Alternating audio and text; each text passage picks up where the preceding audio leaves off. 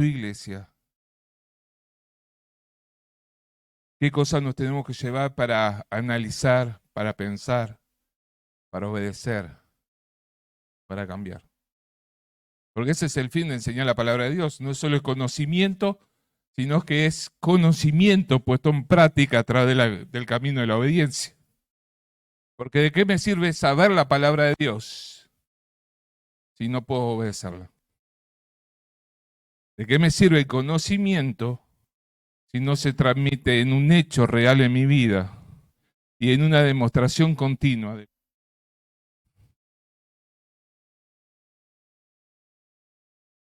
El sábado de mañana hablaba con los adolescentes y le decía, ¿cuántas veces le mentimos a Dios diciéndole que le amamos? Y Dios dice, yo lo quiero ver. No te quiero oír, quiero verlo. Y a través de tu entrega, de tu sacrificio, de tu obediencia, quiero ver que tú me amas. No me lo digas, demostrarlo, así como hizo el Señor Jesús. Que lo dijo, sí, pero lo demostró en la cruz. Vamos a estar pensando en Colosenses, capítulo 2, del 16 al 19. Colosenses, capítulo 2, versículo 16 al 19. ¿Quién se anima a leerlo? Fernando. Dale. Por tanto,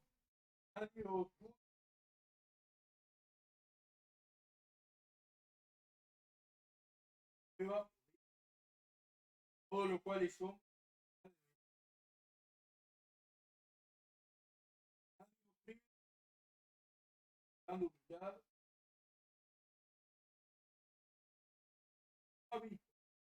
vanamente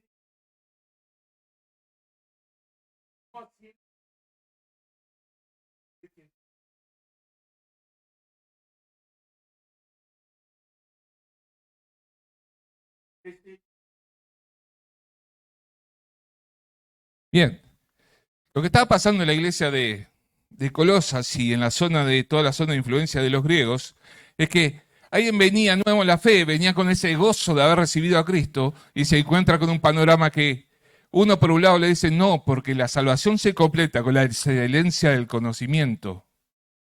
Para que tu salvación sea completa, tienes que conocer y saber. Y cuanto más sabes, más cerca de tu salvación. Y por otro lado venían y decían, no, es por seguir con las prácticas judías, guardando fiestas, guardando las comidas. A través de esas prácticas de judaísmo es como se completa la salvación. Cristo es el inicio, pero a través de estas prácticas se alcanza la salvación. Y ese pobre que recién se había convertido, que tenía todo el gozo de la salvación, queda desconcertado porque no sabía para qué lado agarrar. Y uno no está diciendo que el conocimiento sea malo. Hay una persona que yo lo sigo que era ateo. Lo sigo porque me gusta la expresión, porque hay cada adolescente y tratamos el tema ese. Él era ateo y llegó al Evangelio. Y es muy buen científico. Y él dice, es más fácil demostrar a través de la ciencia que existe Dios que no existe. Y él dice, nosotros los cristianos arrancamos diciendo no porque la Biblia dice, y está bien, la Biblia lo dice. Pero él decía, yo lo que la Biblia dice lo uso al final para confirmar que la Biblia tiene razón.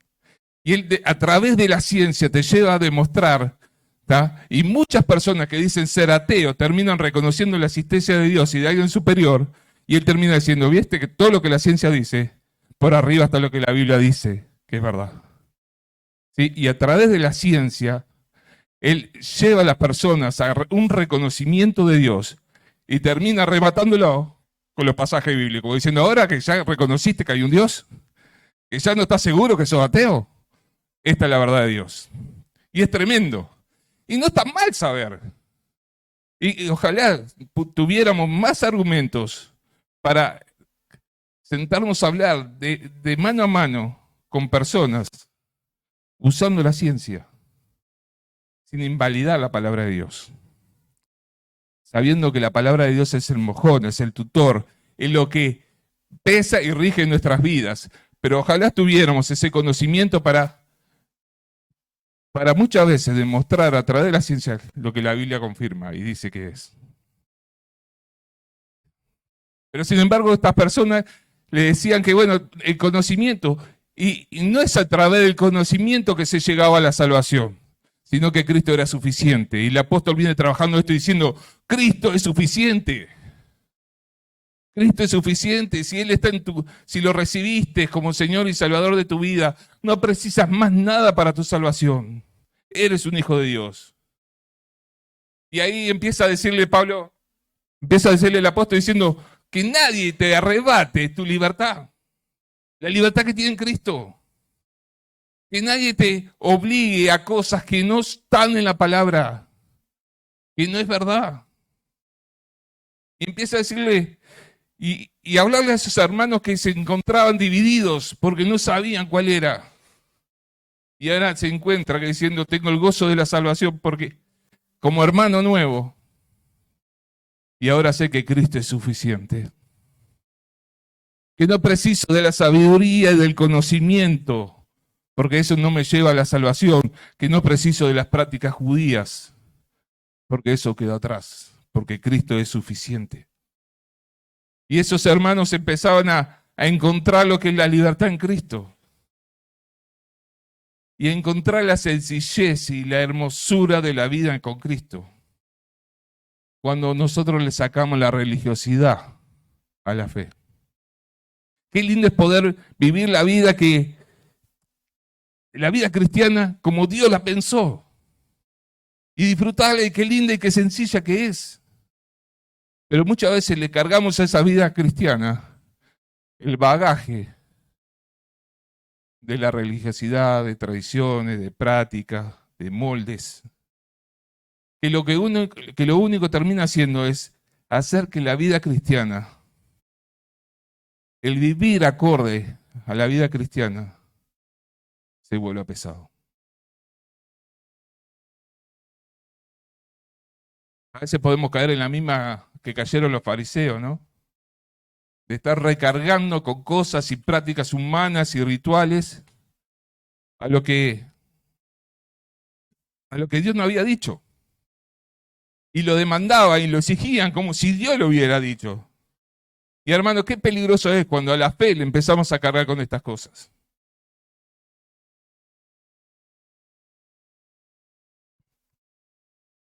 Cuando empezamos a decirle, no, porque hay que hacer las cosas así, y es la única forma de hacerlas. ¿Sabes que una de mi oración, con el cuidado pastoral, le digo, Señor, que yo no vuelva como pecado lo que a mí no me gusta? Que porque no me guste, no se convierta en pecado, sino que lo que sea pecado es lo que tú dices que es pecado. Porque humanamente tenemos esa condición. Queremos hacer estándares. Queremos sistematizar todo para que sea más fácil. Y en la vida cristiana también queremos hacer sistemas. Porque si nos encajonamos en eso, está bien. Pero si salió, está mal. Y es más fácil. Pero Dios no es así. Dios hizo de la vida cristiana algo que es disfrutable. Que vivirla no es pesada. ¿Y qué hace que la vida cristiana sea pesada? Somos nosotros. Cuando empezamos a agregar cosas que las que Dios no agregó y a decir cosas que Dios no dijo. Y se la vamos cargando a las ovejas. Y van llevando una carga que Dios nos mira y dice, eso es lo que está llevando a él, no lo debería llevar.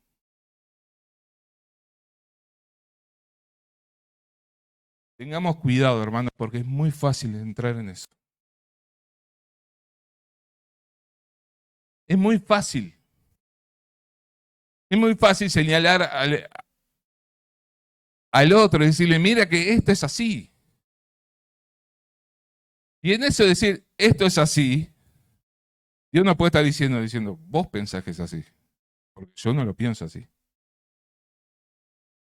Y podemos caer en esa sutil mentira de la religiosidad. Cuando empezamos a ponerle carga a las personas lo que empezamos a generar es cambio de conducta, no transformaciones.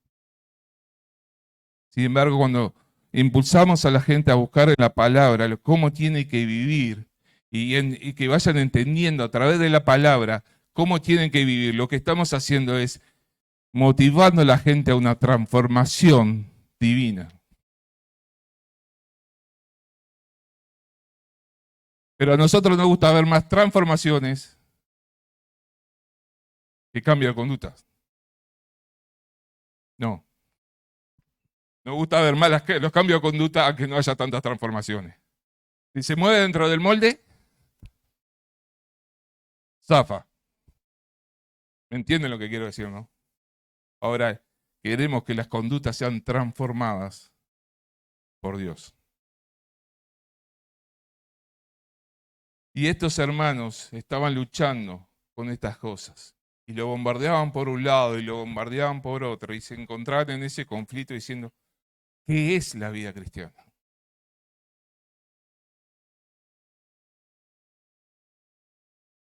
Alguien lo dibujó de una forma figurada. Dice, el Señor Jesús lo sacaba de la cárcel del pecado y lo traía una vida libre en Cristo. Y estos pseudos hermanos lo que hacían era meterlos en la cárcel de la religión o de la filosofía. Y ahí los mantenía presos y no podían disfrutar de la libertad que hay en Cristo.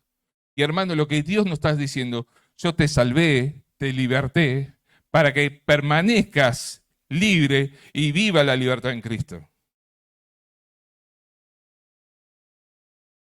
Para que cada uno de nosotros podamos disfrutar la libertad que hay en Cristo y que podamos disfrutar la vida cristiana. Y cuando uno disfruta la vida cristiana, la manera de Dios, no es pesada.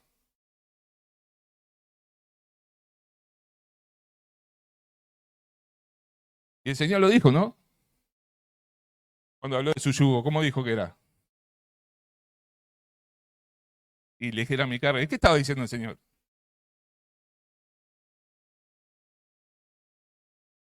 Que la vida cristiana se puede disfrutar.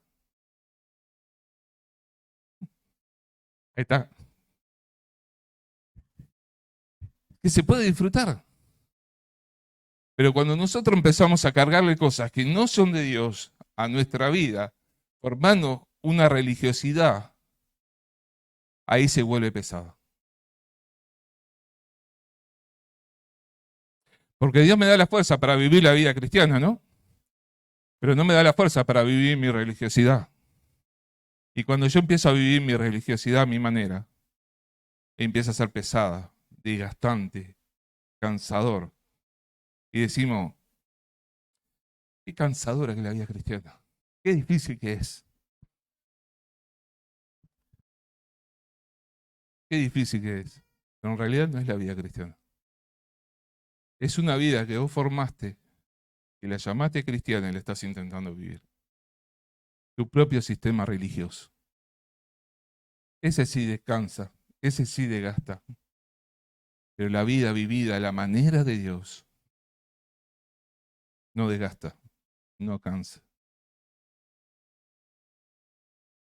Porque esa manera se vive a la manera de Dios, con la fuerza de Dios.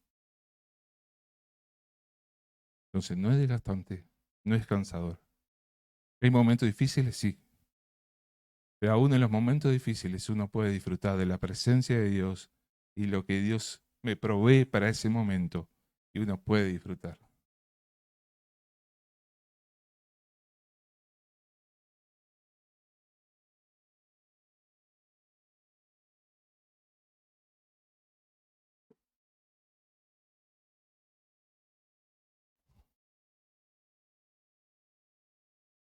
¿Cómo dice el versículo 18?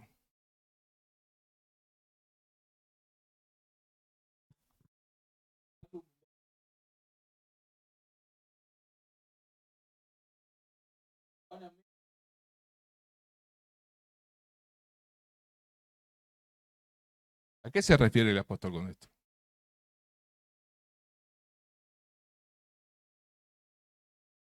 Se refiere a lo que nosotros podemos, cuánto nosotros podemos afectar en la vida cristiana del otro, la vida en en esa vida cristiana que vive el otro? ¿Cómo nosotros, que podemos tener un conocimiento mayor, podemos influenciar? Y muchas veces nosotros influenciamos en las personas nuevas de la iglesia. Pero ¿cómo estás influenciando?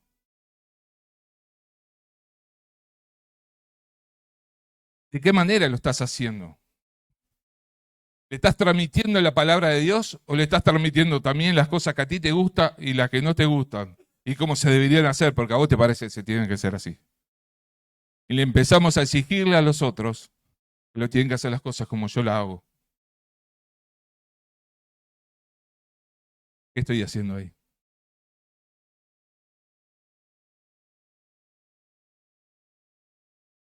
Y eso es peligroso. Es peligroso porque estamos anulando lo que Dios dice para imponer lo que a nosotros nos parece.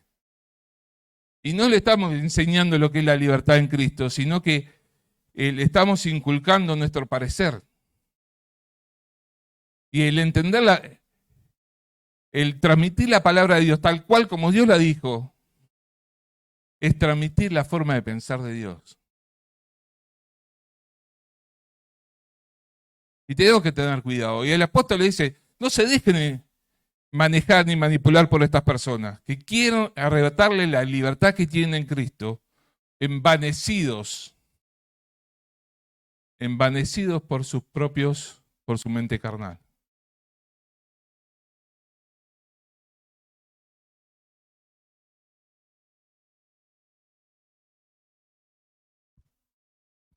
En la barra del pensamiento que tuvimos en la barra, hablábamos también del por qué yo enseño la palabra de Dios, cuál es mi motivación. ¿Qué busco cuando enseño la palabra de Dios? Viendo un poco que los fariseos le reprochaban a Nicodemo que no sabía nada de la palabra de Dios, que no entendía nada de lo que decían las Escrituras, porque Nicodemo intercedió por Jesús y ahí estaban los fariseos, quienes tendrían que saber de la palabra de Dios, ¿sí? Menospreciando al Señor, menospreciando a Nicodemo, menospreciando al pueblo. Y ellos en una postura. Y sabes que muchas veces nosotros entramos en la misma posición. Tomamos la misma actitud sin darnos cuenta. Y nos ponemos en un escalafón más arriba porque creemos que sabemos. Y si no estamos enfocados en Cristo, ya empezamos a menospreciar a los demás. Porque lo que debería ser en humildad se va transformando en soberbia. Y empezamos en esa actitud, empezamos a ponerle cargas a los demás. Y a juzgar a los demás. Y le ponemos tantas cargas a veces a la gente. Y muchos terminan abandonando. Y no es porque la vida cristiana sea difícil, sino porque nos faltó el amor, la empatía, la paciencia. Y estos hermanos nuevos venían y se encontraban con este panorama. Y me imagino las veces que habrán visto una disputa entre uno que decía que había que seguir las tradiciones de judías y el otro que decía no, que es el conocimiento.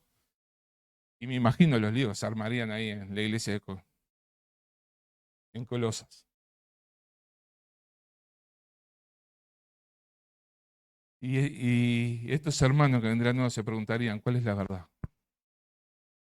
¿Quién tiene razón? Hermanos, nosotros tenemos la responsabilidad de cuidar a la gente que viene, de enseñarle lo que dice la palabra de Dios, de transmitir lo que dice la palabra de Dios y que sea el Espíritu Santo quien esté obrando en la vida de las personas. Muchas veces, esto lo digo seguido, dice, muchas veces nosotros queremos obrar lo que el Espíritu no hizo. Es como que le decimos al Espíritu, correte porque voy yo, vos no lo sabés hacer. ¿Cuántas veces queremos forzar situaciones en las que el Espíritu Santo no lo hizo el convencimiento, no llevó a la persona al cambio, a la transformación, pero nosotros queremos ver los cambios. Y queremos ver las conductas, y queremos ver que se comporta de tal forma. Entonces entramos a exigirle a la persona, y la persona no lo va a poder entender. Porque el obrar de Dios se entiende espiritualmente.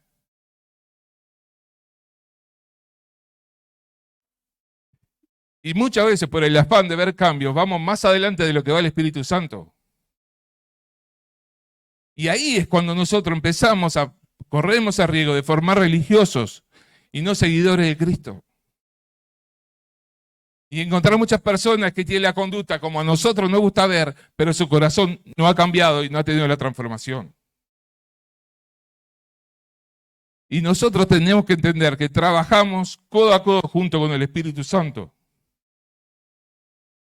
Y el ritmo de trabajo nos marca el Espíritu Santo. Y muchas veces, solo me lo tengo que explicar, porque a veces me impaciento por ver resultados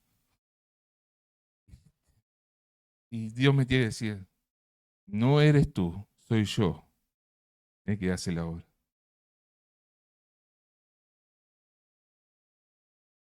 No eres tú, sino que soy yo el que hace la obra. Tú eres la herramienta. ¿Se imagina que la llave francesa quiere ir más rápido de lo que lo maneja el mecánico? Creo que no se van a entender. Pero muchas veces nosotros hacemos lo mismo. Como herramienta de Dios queremos ir más rápido de lo que Dios, que es el maestro, quiere hacer. Y ahí es cuando nosotros empezamos a formar religiosos. Y no hay transformación en las vidas de las personas. Cuando a veces le exigimos cosas a la gente de la cual la persona no llegó por el convencimiento del Espíritu. Y capaz que la persona muy bien intencionada lo intenta hacer como le decimos nosotros, o a veces le demandamos, y empieza a ser pesado y gravoso. ¿Por qué? Porque no hubo un convencimiento del Espíritu.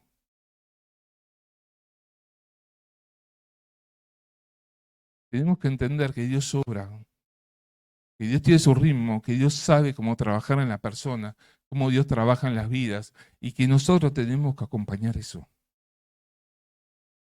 Que es un obrar de Dios. Y muchas veces le digo, Señor, yo ya se lo dije, ahora explícaselo vos. Porque solo lo va a entender cuando tú se lo digas. Yo solo le di con el conocimiento. Ahora, un entendimiento espiritual es por la obra del Espíritu Santo. Por más que nosotros hablemos y hablemos y hablemos y le hablemos a la persona, si el Espíritu no lo hace entender, no va a llegar a ningún lado. Y muchas veces le digo, Señor, explícaselo de una vez. Porque uno anhela ver los cambios y ver las transformaciones en la vida de la persona. Pero esa es la manera de Dios. Dios sabe por qué ese proceso tiene que ir a ese ritmo, por qué lo tiene que hacer de esa forma. Y cuando nosotros apuramos el proceso de Dios, estamos poniéndole carga a las personas que no pueden llevar. Estamos poniendo cargas que no son capaces de llevar, porque las tienen que hacer espiritualmente. Y eso es una obra del Espíritu.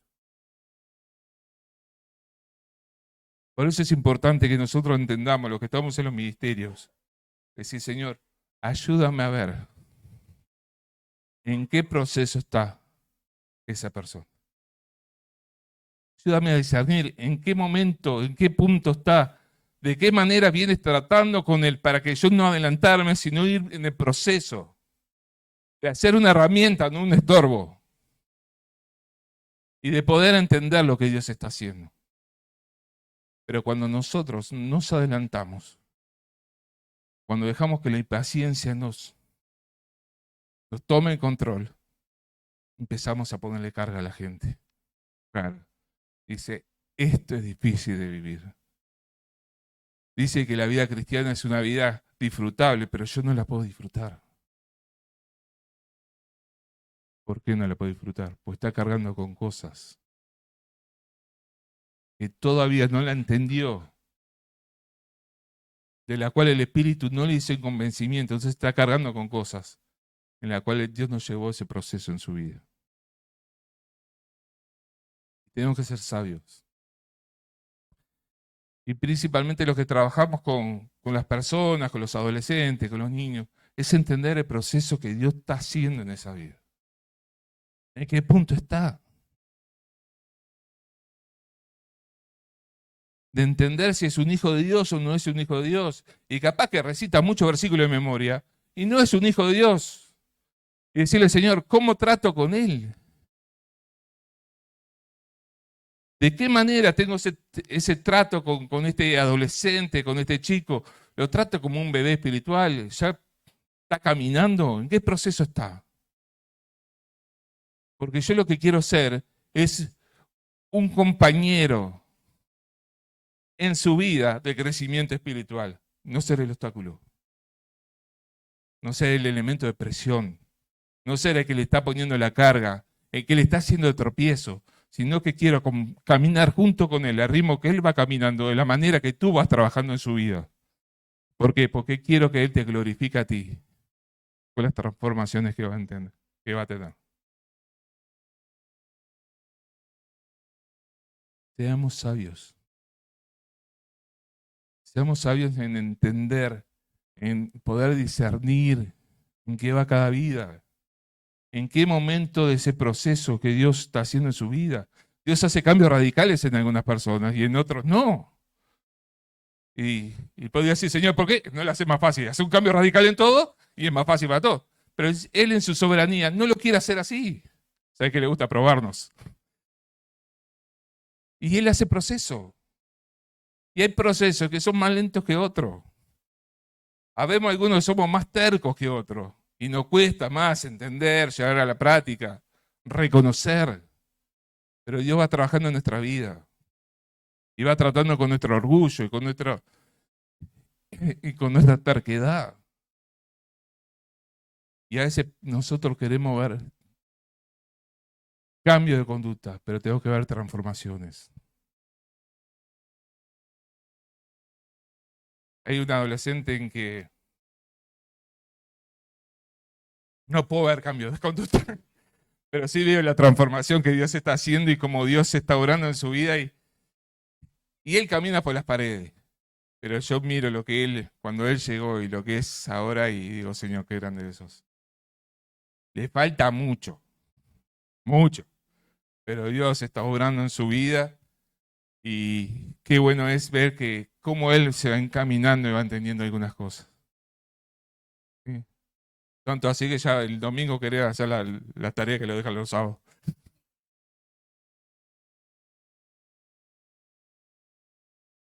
Pero no hay cambio de conducta ahí. Pero sí se ve un obrar de Dios en su vida. ¿Por qué? Porque es el Espíritu que va trabajando de a poquito en su vida. Cambiando no solo su vida, su forma de pensar, y va cambiando su realidad de a poquito. Pero qué distinto es cuando empezamos a ver gente que tiene una conducta tremenda. ¿Sí? No nos hace ni rezongar, pero no ves un crecimiento espiritual tampoco en su vida. Si me hace elegir, prefiero los que me hacen enojar, me sacan canas verdes, pero Dios va sobrando en su vida. Por eso, hermanos, no seamos, no nos apuremos a juzgar a lo demás, sino que hablemos con Dios primero para poder entender esa vida, para ver en qué está, para ver cuáles son sus problemas, cuáles son sus limitaciones. Y no le estemos exigiendo cambio de conductas. Empecemos a buscar y a motivar para transformaciones espirituales. Estos hermanos tenían esta lucha. Y yo creo que estoy convencido que para estos, en la iglesia de Colosa, quienes eran hermanos, que eran nuevitos en la fe, era tremendamente difícil. Porque sería un elemento de presión importante, porque si el apóstol lo trata, sería un problema serio en la iglesia. Sería un problema serio. Y para ellos, saber cuál es la verdad era difícil. Y esta carta del apóstol manda fue de total claridad. Y después se va a seguir viendo más adelante cómo el apóstol sigue tratando este tema, diciendo, Cristo solo basta. Vivir la verdad de Dios solo alcanza. Dios es más que suficiente. No necesitamos más nada que la presencia de Dios y la obediencia a la palabra de Dios.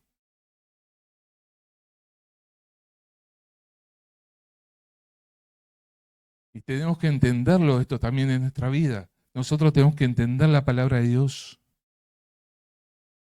para obedecerla. Y si yo obedezco la palabra de Dios, no necesito más nada que eso. No quiere decir que el domingo que viene no venga nadie, ¿eh? Pues el pastor dijo que solo eso, no hay que congregarse. No, entendamos bien. Solo la palabra de Dios, la obediencia a la palabra de Dios y tener a Dios en mi vida, tener al Señor Jesús en mi vida, es suficiente. Es suficiente. No caigamos en ritos, en costumbres. Hay una frase que toda la vida me molestó a mí. Cuando llegamos a Rocha y teníamos el instituto con Cecilia se reía porque hay una frase que me decían siempre que a mí me hacía rabiar de una forma. Si me querías cambiar el humor, me la decías que me cambiaba el humor. Y era la frase, porque siempre lo hicimos así. Pero ¿por qué no hacemos tal cosa y probamos a ver cómo es respuesta? No, porque siempre lo hicimos así, ¿no? Porque toda la vida lo hicimos así. Y a mí me hacía hervir la sangre. Y se ríe. Me hacía hervir la sangre. Porque no es argumento de que siempre se hizo así. Para mí no era nada. Y muchas veces nosotros traemos bagajes de cosas porque siempre le hicimos así. Porque estamos acostumbrados a eso. Porque lo mismo que siempre se hizo así, lo repetimos. Y yo te pregunto, ¿no será una tradición, una costumbre? Y lo tomamos como verdad de Dios.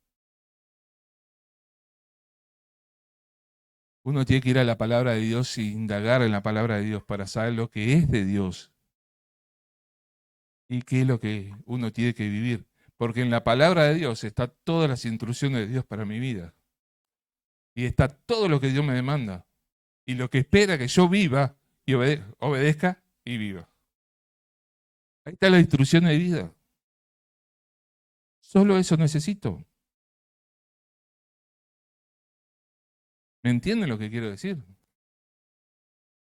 No tengo que sumarle a la palabra de Dios algunas cosas más. No. Solo la palabra de Dios es más que suficiente. Y si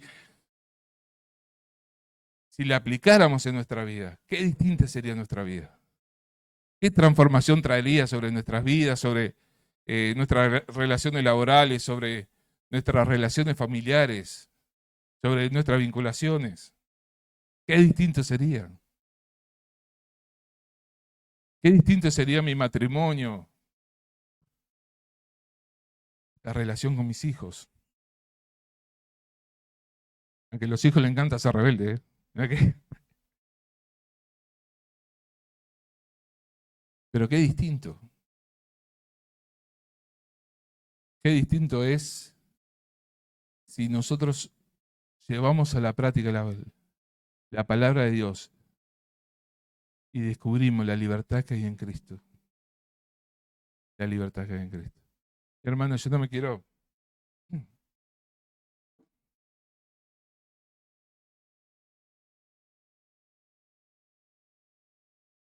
extender mucho más que esto. Creo que ya hay bastante para ir pensando, para ir meditando, para ir analizando. Hay para aquellos que trabajamos con las personas y la vida, irnos de acá pensando y cuestionándonos algunas cosas, diciendo, bueno, ¿qué me motiva a mí trabajar con las vidas? ¿Qué estoy esperando? ¿Cómo estoy trabajando con las vidas? Si estoy trabajando a la manera de Dios o no. Y para aquellos que no están trabajando con diferentes ministerios, se ponen pensando, ¿estoy viviendo la libertad que hay en Cristo? ¿Puedo disfrutar de la vida cristiana a pesar que hay momentos que son difíciles y dolorosos, puedo disfrutar la vida cristiana. ¿Me es gravosa la vida cristiana? ¿Cuántas cosas uno puede estar pensando y meditando en esto y que Dios vaya trabajando en tu vida y que sea el Espíritu Santo quien te esté llevando a pensar y a reflexionar en estas cosas? Hermano, Dios no nos llama a tener tradiciones. Dios nos llama a una vida consagrada de obediencia a la palabra de Dios. Oramos para terminar. Señor amado, venimos delante de ti y delante de tu santa presencia. Y postrados ante ti queremos alabar y bendecir tu nombre y decirte gracias por esta libertad. Señor, ayúdanos a vivir la libertad que hay en Cristo. Ayúdanos a ser sabios, a discernir sobre la vida de las personas y poder estar esperando los cambios y las transformaciones que tú vas a estar haciendo en las vidas. Señor, gracias por este tiempo y porque nos podemos estar meditando tu palabra. Y gracias porque estás hablando a nuestros corazones. Te damos las gracias, Padre, y lo hacemos en el bendito y precioso nombre de Señor Jesús. Amén.